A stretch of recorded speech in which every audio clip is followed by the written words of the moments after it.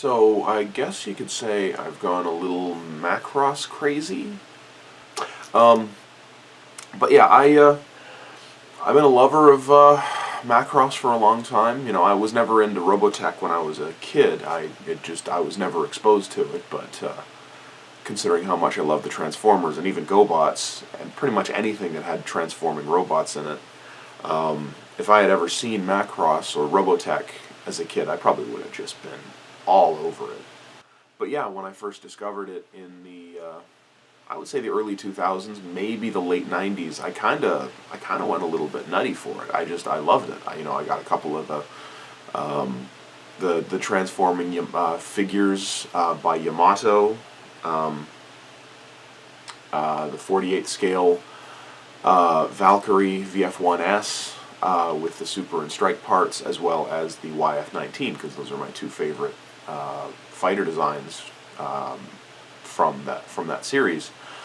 Also, the only ones that they ever did in 48 scale that I'm aware of, not unlike Hasegawa, which only did those two same fighter designs in 48 scale and everything else in 72nd. Though Yamato, I don't think they did 72nd scale toys. I think they did theirs in 1/60th. So a little bit bigger than the 72nd stuff. But, I don't know, I never got my hands on any of them.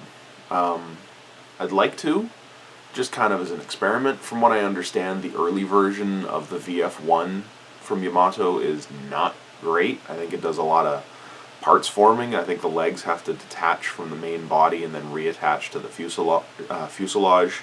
When you convert it from fighter to Batroid mode, I really need to look into that. That's something I'm a little curious about. But then they did the 48 scale version, and then were able to do like a perfect transformation. No parts forming, save for the Gunpod, which is true to the animation. And then we're able to adapt that engineering to do their version 2 1/60th scale toys a few years later, which, from what I understand, are just gorgeous. So, I wouldn't mind getting my hands on one or two of them, just as for display pieces. Because I don't have my 48 scale VF-1 or YF-19 anymore. I don't know what happened to them. I think they got lost in the move. I didn't have them on display for a long time at the condo back home, so they probably just ended up in a box that might have gone to my parents' house or might have ended up going to Goodwill or something. So if that's what happened, if they ended up with Goodwill, then I hope some small disadvantaged child enjoys playing with them and doesn't get too much of a headache trying to transform them, especially the YF-19, because that thing was a bit of a headache.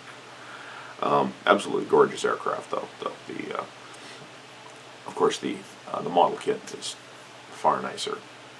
But anyway, we're going to start off our look at Macross kits for this week. We're going to do a double shot. We're going to take a look at the Gerwalk mode Valkyrie. And then we're going to take a look at the Batroid mode Valkyrie. We're going to do them one after another, probably in the same video, depending on how long it ends up running. If it ends up too long, then I'll just split it in half and do one at a time. So we're going to take a look at those. I'm pretty excited to see what they look like. So both kits are the same mecha in two different modes. You've got the Gerwalk mode here, the Batroid mode here. Both have the Strike and or Super parts. Though strangely, the Batroid only comes with the Strike parts. It does not have the second missile pod for the right shoulder, so it's purely the Strike version as opposed to the Super version. So we're going to start with the Gerwalk first. So you can get out of the way. Box art, like the other kits that we looked at, the box art is credited as being done by Hidetaka Tenjin. Very, very nice digital painting. of the Valkyrie in action, flying through just an absolutely frenetic space combat sequence. Box bottom has a couple of shots of the completed kit. You can see it comes with a stand. It says Super Gerwalk Valkyrie TV type, Strike Valkyrie for the movie type. And box top side has just some stills from the TV series and from the movie.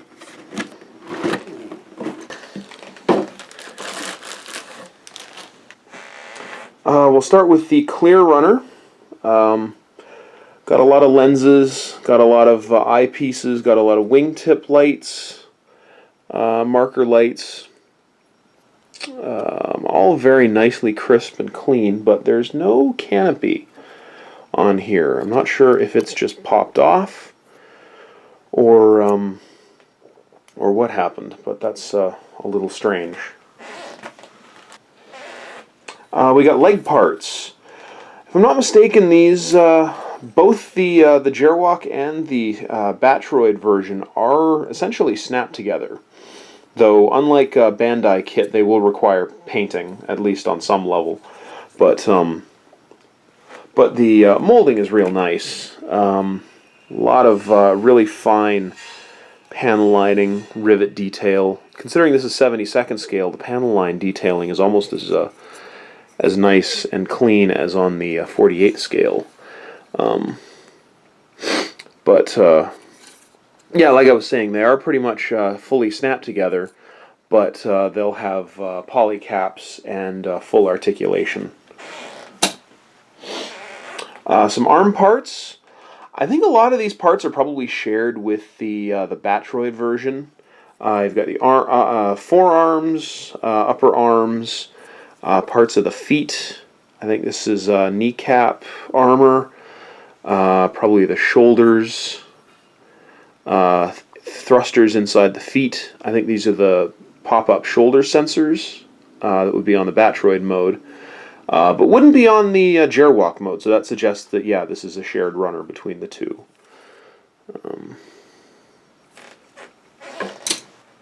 And we have a second identical one of those. I got some fuselage parts. This is the underside of the main fuselage.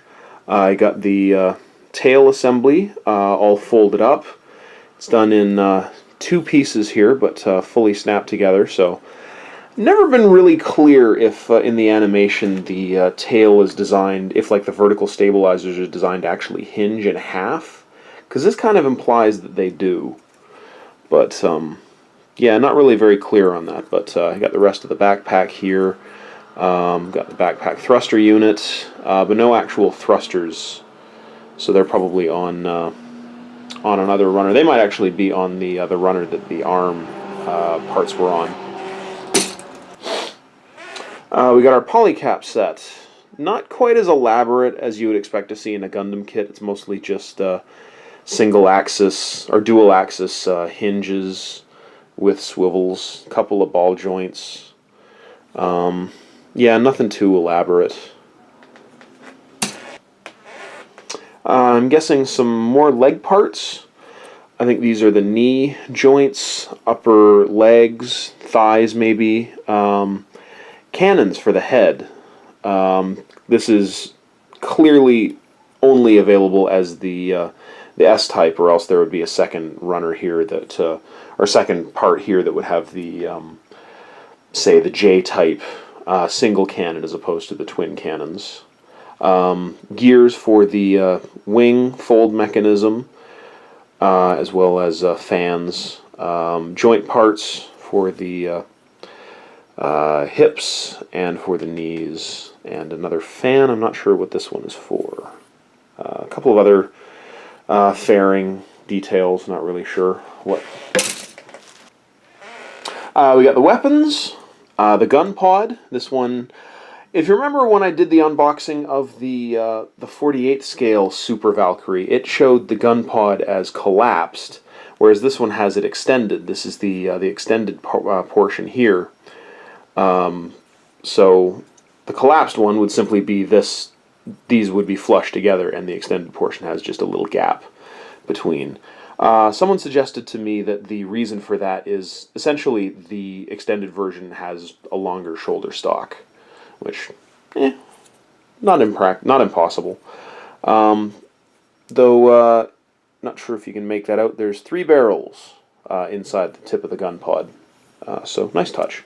Also, lots of different hands. Looks like 5, maybe 6 individual hands. We got another identical runner that we saw a minute ago with the knee joint parts, shoulder joints, cannon for that, but we've also got a pilot figure, and not really sure. Guessing these might be something to do with the Super/Strike parts. These might be the circles that the Skull Squadron logo print on, and I'm guessing that these are the missiles that fit in the shoulder, or in the forearm armor.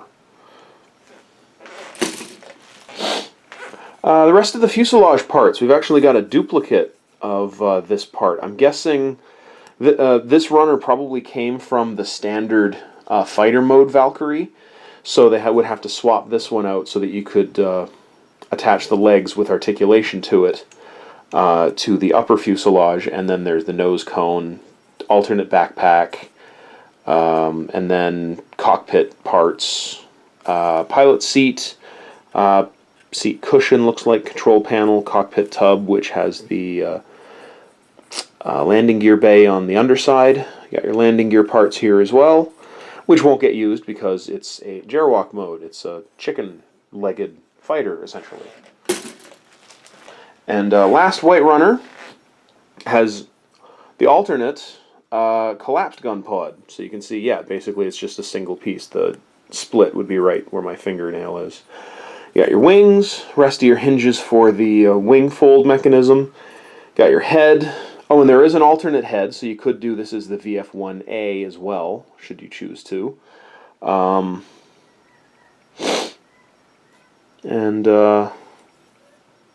Yeah, you could have a dual wielding gun pods if you really wanted to. You could have one collapsed and one extended.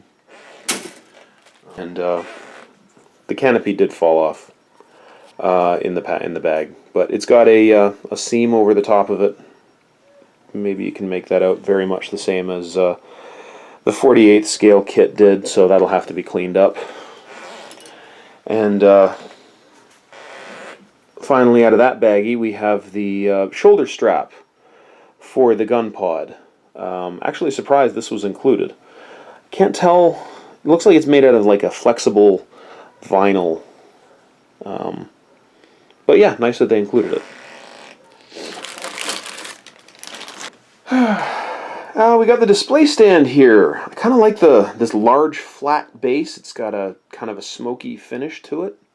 Kind of like that. It looks like it's got a space for maybe a nameplate you could put on.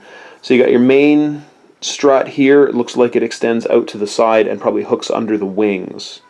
So yeah, it'll be a nice, well-articulated base. I kind of dig it. We got a couple of identical sets of runners here, so we'll just take a look at one.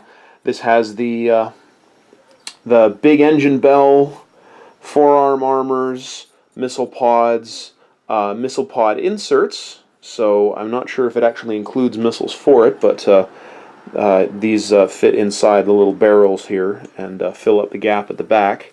A couple of smaller thrusters. This is the mount plate for the missile pod, or alternately the big cannon. A bunch more thrusters, some cables and conduits. Again, you know, all the molding's really nice. Actually, the on here that actually looks really, really great. Really finely molded detail on those missile pods.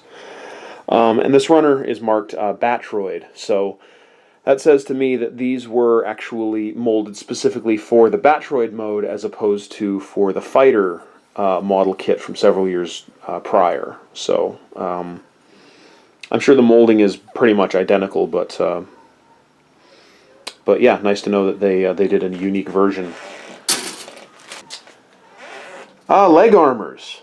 Always liked these big, sturdy thigh armors. Just the big, chunky, add a ton of bulk to the side of the leg. Looks really, really great. There's a little bit of scuffing on the parts here, but nothing that a little bit of light sanding and some primer won't get rid of. Space for a lot of thrusters. So yeah, in spite of the additional bulk that the armor adds to the Valkyrie, these extra thrusters really would improve the mobility. Base for the for each of the thrusters on the back, and then the recessed mounts for the engines. And there's two different mount latches here. I'm not sure why. One is probably for Batroid mode, one is probably for Gerwalk mode. I'm not really sure. And last runner, we've got the other side of the thruster pods, with the inserts for those white circles for the Skull Squadron markings. You've got your mount latch for the cannon. You've got the cannon assembly itself, twin barrels, vent, more leg armor parts, barrel tips. I might actually try to drill those out rather than paint the barrels black so they actually look like they're actually going into the barrel of the part. But yeah, they look really good.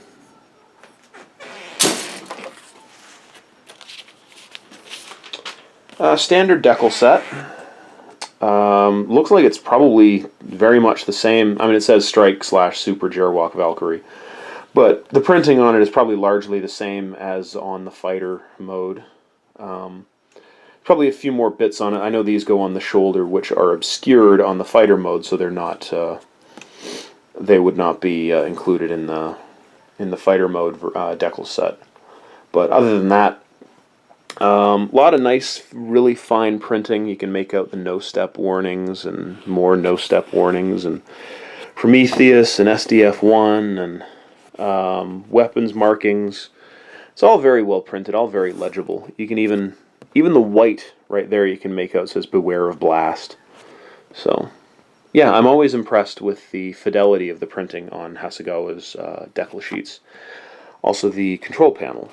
You can maybe kind of make out some of the detail on there. Looks really nice. And finally, the instruction sheet. Simple black and white printing. Nothing too complicated.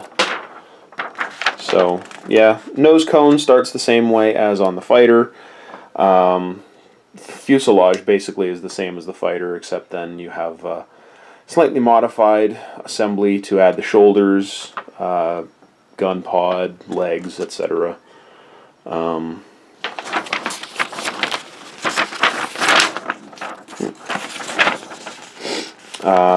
Thruster itself, the full assembly. Oh, and that extra fan, I guess, goes inside the engine bell. So that's nice. A lot of detail on that. Assembly of the cannon, not too difficult. You got a clear part for the sensor. The mount latch, same with on the 48 scale. Looks like you can swap out pretty easily between the Super and Strike type. And final assembly, not too difficult. Looks like the legs just slot in rather than pegging on or anything more elaborate than that. And assembly of the base. Yeah, so you can kind of spread out the connection bars, so it can either, you got an option for a plug that it can hook into, or it might be able to hook onto the wings. I'm not sure. And then finally your marking guide. That's a very elaborate marking guide. And yes, I continue to hate applying decals, so this is gonna suck.